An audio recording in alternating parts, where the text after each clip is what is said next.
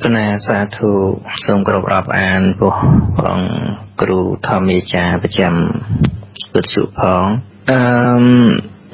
chùm lời chìa sạch có cứ thà thơ mùi nào muốn có bàn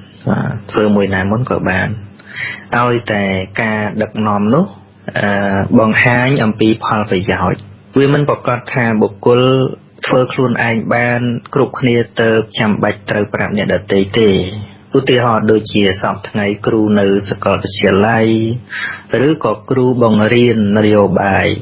អំពីវិធីដឹកនាំប្រទេសគ្រូខ្លះគាត់អត់បានទៅដឹកនាំប្រទេសទេប៉ុន្តែគាត់មាន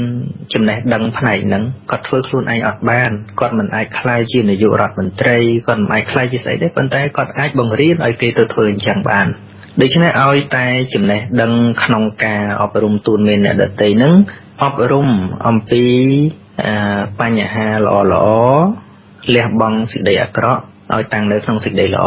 ដូច្នេះសូម្បីពាក្យហ្នឹងនៅក្នុងបុគ្គលណាក៏ដោយបុគ្គលបានប្រតិបត្តិដោយខ្លួនឯងចាំទូនមានគេក៏ដោយបុគ្គល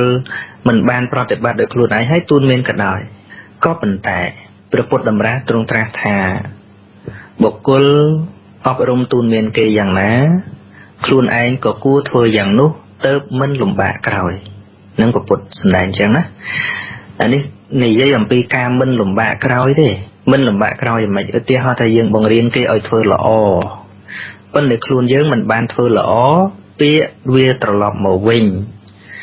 ដូចជាកង្គក់លក់ថ្នាំស្រែងអីចឹងទៅអញ្ចឹងអាត្មាឆ្លើយទាំងពីរចំណុចថាធ្វើមួយណាក៏បានក្នុងលក្ខណៈណាក៏បានប៉ុន្តែប្រសិទ្ធភាពវាខុសគ្នាត្រង់ថាបើបុគ្គលធ្វើខ្លួនឯងល្អហើយទូនមានអ្នកដទៃវាអត់មានពាក្យត្រឡប់វាមិនលំបាក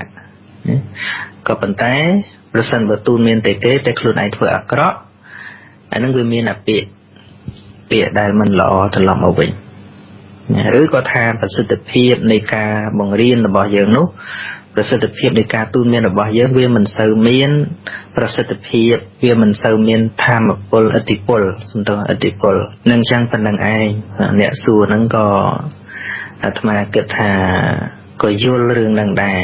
អាចថាមានការទើសចិត្តនឹងអ្នកទូនមានគេណាមួយដែលធ្វើមិនសូវល្អអីចឹងទៅបានសួរបញ្ហាហ្នឹង